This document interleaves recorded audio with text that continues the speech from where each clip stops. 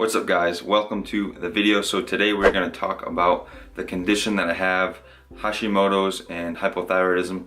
So if you guys aren't familiar and haven't been following along, or if you're new to the channel and just happen to find this video through the search, because I'm sure there are a lot of people out there struggling with hypothyroidism and Hashimoto's. So Hashimoto's is an autoimmune condition where your body attacks its own tissue, thinking that it's basically foreign. It gives an immune response to send out antibodies to attack the thyroid. So that's exactly what it does. It's attacking my thyroid, and so basically my thyroid is not functioning properly.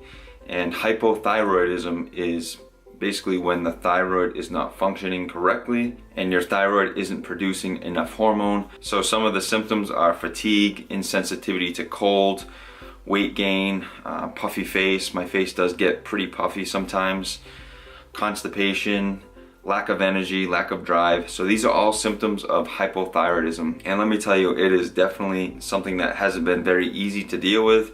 And hypothyroidism is one thing, pretty much you can be medicated, and if your doctor is doing it correctly. There are many doctors out there that do not medicate their patients well. And this is terrible because I see it all the time. You know, like I have a lot of friends and a lot of people that come to me and ask me about the thyroid because they know what I'm going through. And I've taken things into my own hands. I've been to 2 doctors and 2 endocrinologists, and they basically did not help me. You know, they were gonna basically keep me sick. You know, all they wanted to do was test the TSH. And when it comes to the thyroid, you need to test for TSH, free T4, free T3, and reverse T3. Without all of these markers, you are not looking at the bigger picture and determining what's going on. Let me guess, you go to your doctor, they tell you you're hypothyroid, all they did was check your TSH, they put you on levothyroxine, and then they send you home. Well, there's a few more things that they need to be looking at. You know, the free T3 is the active hormone in your body, which determines how well you're gonna feel. So if you're just being medicated and they're looking at the TSH and don't know where free T4 is or free T3 is, then how are they gonna be able to judge your medication?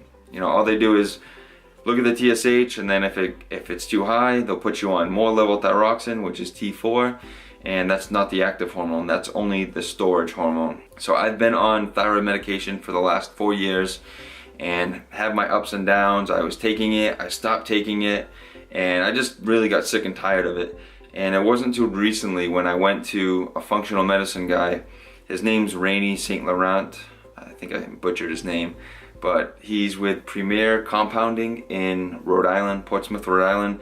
And this guy is super smart. He's well educated. And you know, basically I was sick and tired of going to all these different doctors and just getting thrown around, and they're telling me the same exact thing when I've been doing a lot of research, a lot of reading, and all these doctors are going by 30-year-old data that just isn't even current anymore.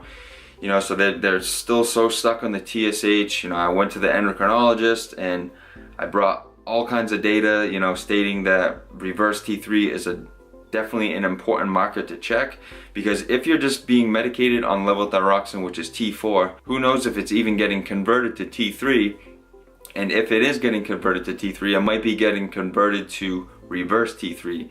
So T3 is basically like the gas pedal. So that's gonna give you the go, that's gonna make you feel good. And then reverse T3 is basically the brake pedal. So if your reverse T3 is too high, then you're basically gonna be sluggish, you're gonna feel weak, and you're basically gonna continue to be hypothyroid. So I saw Rainy and we talked about my condition. We had like an 1.5-hour consultation, and man, I could have sat there all day listening to him because he is super smart, and he was really surprised on how well I was educated, because the average person that comes into him for symptoms or a condition, you know, they don't really know much. When you go see the doctor, they don't really tell you much. They just write you a prescription, here you go, send you on your way. But I've taken things into my own hands and done tons of research and found this guy, so I was really stoked to be able to start working with him. And I saw him about a month ago, and so we talked about my condition with Hashimoto's and my thyroid condition. So at the time I was taking Armour Thyroid along with T3, and so it just basically was like a roller coaster for me. And so when I'm on the thyroid hormone, I don't really feel well. When I was even taking T3, it just seemed like such a roller coaster, and I had my ups and downs, and it just really sucked. And so when I went with Rainey, we talked about my diet, what I've been eating, and for all of you guys that have been subscribed to my channel, you guys know exactly what I eat. I eat a pretty well balanced diet. I do follow flexible dieting, and so some days I would have like rice cakes or like cream of rice, which is basically grains, you know, and wasn't really thinking that was doing any harm, because when you have Hashimoto's, you should stay away from gluten and dairy, and those are the two main triggers. But if you're not getting better, then you need to look more into what else you're eating. And then grains was really a big one. So once I cut out the cream of rice and the rice cakes, I really noticed a lot of changes.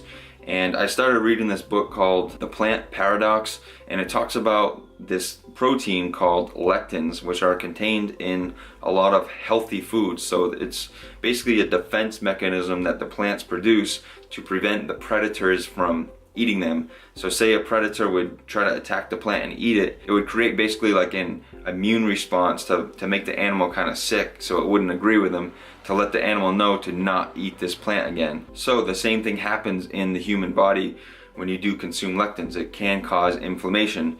And so after eliminating all lectin foods out of my diet, which is like tomatoes, peppers, cucumbers, zucchini, all of the squashes, peanuts, cashews, there's a whole list of them. I didn't consume too many of those foods, but just having them out of my diet will actually allow me to be able to focus on other things, you know, so I can't be like consuming peanut butter and then just trying to pinpoint something when I already know that peanuts are a pro-inflammatory food. So basically my diet consists of quality protein sources, good fats, and sweet potatoes are pretty much my main carb source. I do miss like the cream of rice and the rice cakes. I've said this so many times, just having that quick little easy snack, a little crunch, but I'm definitely seeing a lot of improvements, so it's so well worth eliminating those foods out of the diet. So pretty much this is an introduction video to what kind of content I'm going to be coming out with soon. Obviously I'm still going to be doing my daily vlogs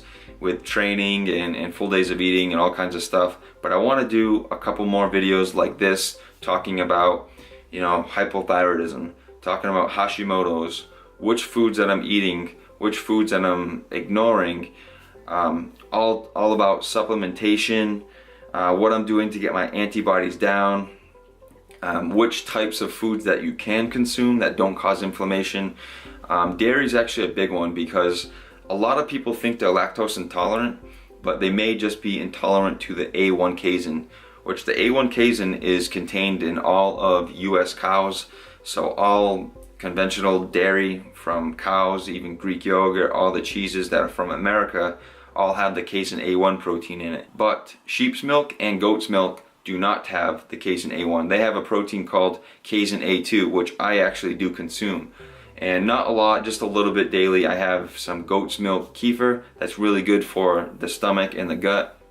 And also, yeah, I'm gonna get into another video too talking about your gut health, because your gut health is basically like your second brain, and if your gut health isn't healthy, then it's going to lead to a lot of problems, and that could be your main cause of hypothyroidism, because if you're not absorbing your food properly, then your body doesn't have the vitamins and minerals it needs to produce proper hormones. Alright, so I hope you guys enjoyed this video, and I will be sharing my journey along this way of healing my Hashimoto's and hypothyroidism, and it's time to feel good, and I want to help everybody along the way, because nobody deserves to feel like shit, because it sucks. But yeah, thank you guys for watching, and be on the lookout for more videos coming soon. Thanks.